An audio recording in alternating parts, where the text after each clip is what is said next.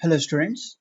In the previous lecture we started looking at the dynamic branch prediction and we looked at the working of one bit predictor using a few examples. Now let's continue the discussion further. So how do we implement this one bit predictor? What we need is to save the previous outcome of this branch, means the whether this branch was taken or not taken the last time it was executed. So accordingly, we need to maintain a table and there will be one entry for each branch in this table and it will save the outcome as bit 0 if it is not taken, as bit 1 if it is taken. So it would look something like this. So an array of zeros and ones, right? And how do we identify each entry is again using the PC, right? That was the task 1 anyways. So using the PC during the fetch stage, we are going to index into this table and we'll see what was its previous outcome was. Based on that, we are going to predict what would be its outcome this time. So basically the uh, entry in this table can be the input to the one bit predictor, or more straightforward, if it is 0 then we are predicting 0, if it is 1 then we are predicting 1, right? So that is our prediction, and when the actual branch gets executed, right, so we go back and update this particular entry in the table using the same PC. This table is called branch history table, BHT.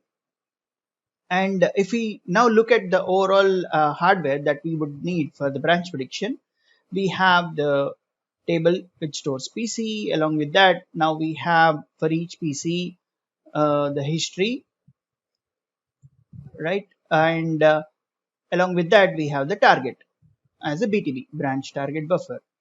And we have, you can assume that there are an array, and here are some examples. The PC can be 0xa, and the last time it was not taken, and its target was 0xcd, and another entry can be 0x15. It was taken the last time it was executed, and the target was, let's say, 0x100. We index this table using the PC, right, and we compare it with the first entry, and if it is a match, that's when we are going to look at the second and third entries of this array basically.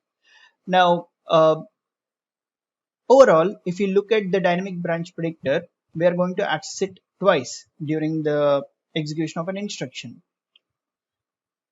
First, during the very first stage, which is the fetch, we are going to use the PC and index into the branch prediction hardware and get its prediction and the target. And during the decode or execute, wherever we are actually resolving the branch, what we are going to do is, now because we know the actual outcome, we are going to go back and update the entries in this hardware. But let's say this is the very first time we are executing some branch, so we would not have found a hit in this hardware during the fetch stage, right? So then we create a new entry with the particular PC, the outcome of this PC, and the target where it went to, right? Now that was the one bit branch predictor, and we already saw in the previous lecture that it's not good at capturing the behavior of branch if it is anything non-trivial, right? Taken, not taken, taken, not taken stuff, right? We also observed that the simple static branch predictor like always taken and always not taken will perform better. So accordingly, the designers started thinking, can we extend the history that we are maintaining for a branch and get some improvement in accuracy? So accordingly, they extended the one bit predictor to a 2-bit predictor. And in fact, because 2-bit predictor was behaving better than 1-bit, they extended it to n-bit also. But let's look at 2-bit now. What we will do is we are going to use the last two outcomes of this branch and make a prediction. Again, because we have last two outcomes stored with us, we have four state diagram, right? Sorry, a state diagram with four states, and they can be labeled as strongly not taken, weakly not taken, weakly taken, and strongly taken. So it can look something like this. We have SNT, WNT, WT, and ST. As long as let's say we are starting with SNT as the starting initial state, and as long as we the actual branch outcome is not taken, we are going to remain in SNT. But let's say if the branch outcome was taken, then we switch state to WNT. And at this point, if there are only two possible ways out, what happens if the branch outcome is not taken? We go back to the SNT. But if the branch outcome is taken, then we come back, move to weekly taken. From here on, we'll start predicting taken, right? And then at this point, if we again see that the branch outcome was not taken, we are going to move back to the weekly not taken state. And but at that point, if we say that yes, the branch was indeed taken the last time, then we are going to move to strongly taken state, and we are going to remain there as long as the branch outcome is taken. And we are going to again change the state if the branch outcome was actually not taken. So the key point to remember here is in SNT and WNT, we are going to predict that the branch will not be taken, and in ST and WT, we are going to predict that the branch will be taken. And these arrows are the transitions, sorry, are we can say the transitions based on the actual branch outcomes, like what we did in the one bit branch predictor. So there are many designs of implementing this the 2-bit predictor, because we have four states, and how we transition from one state to another can change slightly. So here is one such change. As long as let's say we start with strongly not taken, and as long as we see that the branch was not taken, we remain in that state. If it is taken, we move to weakly not taken. But at that point, if it is not taken again, we are going to go back to strongly not taken. If it is from the weakly not taken state, if the branch is actually taken, then we will go to strongly taken. And then I'll come back to this in a while. So if at this point, if we see that the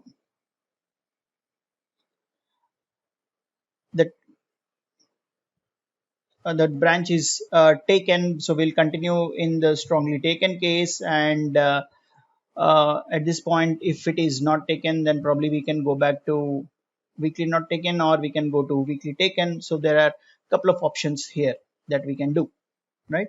So this is one such option. We can build the 2-bit predictor. Basically the same four states will be there, but how we move from one state to another can be dependent on let's say we profile some applications, see how their branch behavior is, and accordingly we can build the transitions, right? That is a design choice. Now let's take the example of a branch which shifts its outcome for every execution. So let's say the very first time we executed, it was not taken. The second time it was taken. Third time not taken. Fourth time taken, etc. So it is taken, not taken, and taken alternatively. So if you remember, for the 1-bit branch predictor, we were hardly able to predict anything from this. Either it was 0 upon 20 or 1 upon 20. But let's see how the 2-bit predictor would work. And let's assume that we start with weekly not taken state as a starting state. So similar to the 1-bit branch predictor, to explain, I'm using this table. The first entry is the current state of the predictor. The second entry is the prediction that we are going to make. Third is the actual outcome of the branch. Fourth is whether it was a hit prediction or miss prediction. And the fifth is what would be the next state of this predictor. So we start with weekly not taken. We are going to predict not taken, and the actual branch outcome is actually is not taken. So we say that it would be a hit prediction, and accordingly we will move to strongly not taken. Now we start with strongly not taken case. We'll predict not taken, but the actual branch outcome was taken. So this will be a misprediction, and we will switch to weekly not taken state. So the third time we are going to start with weekly not taken. We are going to predict with it is not taken, and the actual branch outcome is also not taken. So it is a hit prediction. So we'll switch to strongly not taken. The fourth time we start with strongly not taken state. We'll predict not taken, but the actual branch outcome is taken. So here it is a misprediction. Again we'll switch to weekly not taken state. So the others are more or less a kind of repetition, right? The fifth time it will be a hit prediction, the sixth time it will be a miss, seventh time will be a hit, eighth time will be a miss, ninth time will be a hit. So we'll alternatively make a hit prediction and a miss prediction. Accordingly, the prediction accuracy is now 10 upon 20, right? So like I said earlier, the 2-bit predictor was observed to be performing better than the simple 1-bit predictors, right? This is one of the examples. So I will like all of you to work out the same examples that we saw the last time in the previous lecture for the 2-bit predictor and see how the accuracies are, right? And also do another study on whether the initial state is actually a you know thing that we need to actually worry about, or can we start from anywhere but still get the same accuracy, and whether design 1 or design 2 is good, etc., right? So I'll leave it to you as a homework. So what we have seen so far is the 1-bit and 2-bit branch predictors, and they are called as one-level branch predictors, right? And here is a one-level branch predictor which is based on 2-bit counters, right? So why is it called one level? Because we use the PC, index into the branch history, right? From that branch history we will branch history is sequence of zeros and ones. Here we are just taking the last two instance of this branch, that's why it's a 2-bit predictor. So from these 2-bit predictor we are going to get a prediction whether it is taken or not taken, right?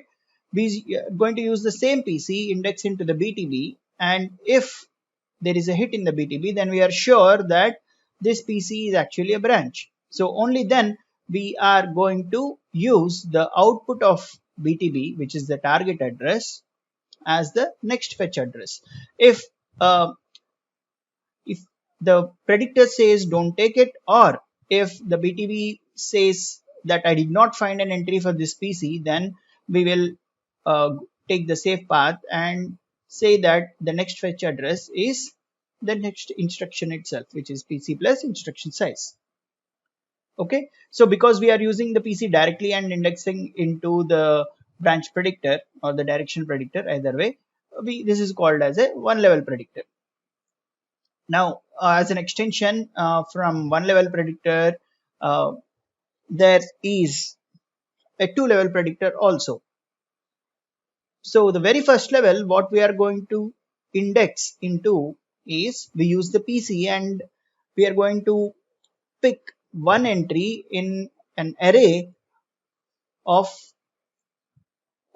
histories. Basically, for each branch we are going to maintain the past n times what was its outcome, right? So this can be the local history of each of the branch, and we use the PC, index into the local history. From there we are going to get some value, we use that value, and so this value, let's say, would be for the previous example that we studied, right? Not taken, taken, not taken, taken. So it will be 0 1 0 1 0 1 0 1, for example. We use that 0 1 0 1 0 1 0 1 and index into the 2-bit predictor. So how many such 2-bit predictors will be there is based on the width of this. Let's say I'm maintaining 10 uh, instances of the branch, right? The last 10 instances, then we will have 10 bits to index into this table. It means that this direction predictor or the branch predictor has 1024 entries, and each entry will have a 2-bit counter.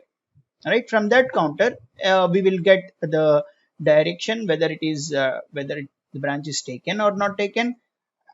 That will be fed into the AND gate, and similar to the one level predictor, we use the PC index into the BTB. If it says it's a hit, and if both of them are a hit, that's when we are going to say that the next fetch address is the target address supplied by BTB. Otherwise, go with PC plus instruction size, right? So in RISC-V it is PC plus 4.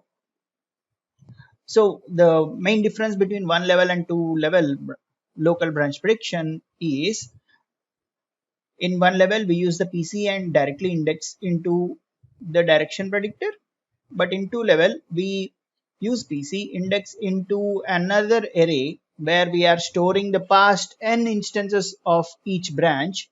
We use that value and index into the direction predictor or the branch predictor. Okay, so this branch predictor is still a 2-bit branch predictor, and it can even be a 1-bit branch predictor also. So don't confuse between 2-bit 1-bit and 2 level 1 level. Okay, further like I said, they found that from 1-bit to 2-bit they found the designers found an improvement in the accuracy and accordingly the performance. They wanted to understand what better can be done, right? So the question they asked is, will the outcome of a branch depend on the outcome of some other branch? It might sound a little weird, but let's look at some of the example, right? So let's take two if conditions. If condition 1, and after a few statements we have another if with condition 1 and condition 2, right? Now what we can infer from this, if the first condition is satisfied, first if condition is satisfied, then we might not be able to predict whether the second if condition is satisfied or not satisfied. But if the first if condition fails, then we are very sure that the second if condition will also fail, right? What it means is, if the first branch is not taken, then the second branch will definitely not be taken. Let's look at some other example. So we have branch Y, which is if there is some condition and A is set to 2, and after few instructions we have another branch X which has a condition if A equals to 0. Now it's quite obvious, right? If branch Y is taken, then branch X will not be taken, because A will be set to 2 and X will fail. Let's look at one more example. We have branch Y Z X. Branch Y is on condition 1, branch Z is on condition 2, and branch X is on condition 1 and condition 2. Now what we can infer from here is, if Y and Z are taken, then X will definitely be taken. Or the other way to put it is, if either Y or Z is not taken, then X will not be taken. So such kind of relations dependency of one branch outcome on the other branch outcome is called branch correlation. So accordingly, the hardware designers started developing correlating branches, branch predictors, right? So if you are wondering whether the example that I have cited earlier is actually true or not, we have one application which is equation to truth table, EQ and TOT. This is part of a very standard benchmark suite which is called spec, and its version is 1992. Like I said, it could generate a truth table from a Boolean expression. So what the designers found was a sequence of branches like this. There is a branch B1 which is check if a equals to 2, then they'll set the variable to 0. Another branch b2, if double b is equal to 2, we'll set it to 0. And then they found another branch which is comparing a and b and taking some call. Now again we can infer that if a is taken and b is taken, then we are very sure that, sorry, if b1 is taken, if b2 is taken, then we are very sure that b3 will not be taken. So the branch correlation is actually existing among the branches of a typical program. So accordingly, the designers developed global branch predictor, which is based on branch correlation. So earlier we were tracking the history of one branch and taking a call, right, whether it will be taken or not taken. But here in global branch prediction, what we do is we track the outcomes of all the branches, or maybe the last n branches that we saw so far, and we are going to make a prediction on this particular branch whether it will be taken or not taken. So accordingly we need to store the history of last n branches, right? That would be an n bit global predictor. Like I said, we will make a prediction based on the outcome of the branch the last time the same global branch history was encountered. So if you look at the implementation, what we need is a register where we store the outcomes of past n branches. Let's call that global history register. And we also need a pattern history table, and we index this pattern history table using the global history register. And this pattern history table, like in the 2-level local predictor, will have a 2-bit predictor. Okay. So like I said, the global branch predictor is a 2-level predictor.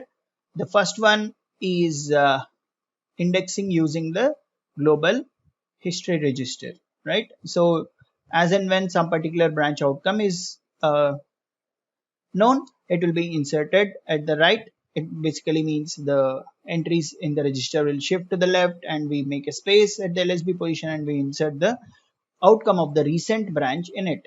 We use this as an index to the pattern history table, right? And each entry in the pattern history table can be a 2-bit predictor that we saw earlier. Right now, if you look at the overall 2-level branch, 2-level global branch predictor, it has an array of 2-bit counters, right? It has the BTB, like earlier we use the PC to index into the BTB, and from the BTB we will know whether it is a branch or not, and if it is a branch, what would be the target address. The change when that happens when we compare with the 2-level local branch predictor is, earlier we were indexing using the history of one particular branch, but here we are going to look at the history of all the branches, all the previous n branches, and that will be indexed into the direction predictor or branch predictor. Okay, so this would predict taken or not taken, and accordingly we will pick the next fetch address.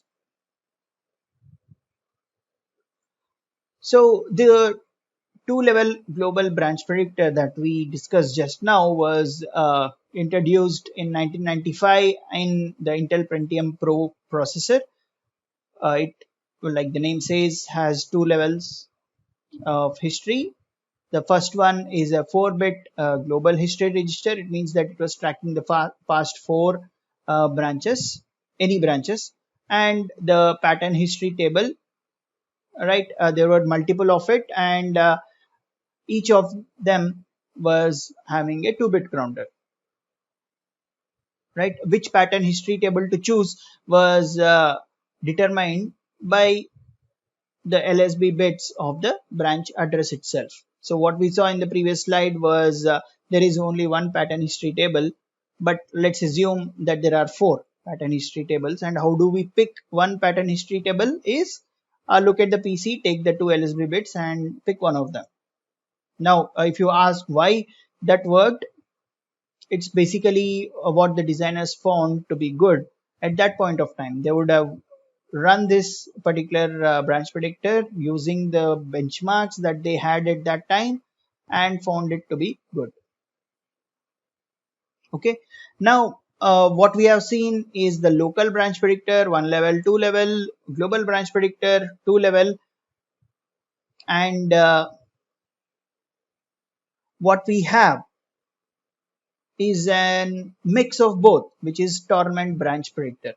As in a tournament, you need to pick one winner. Here we have the local predictor and a global predictor. What the tournament predictor would do is, for a given PC, which one should we pick? Whether we should go with the prediction of local predictor or whether we should go with the prediction of global predictor. That's how it would look. We use multiple predictors and pick one of them. So here is the block diagram. So we have a 2-level local predictor.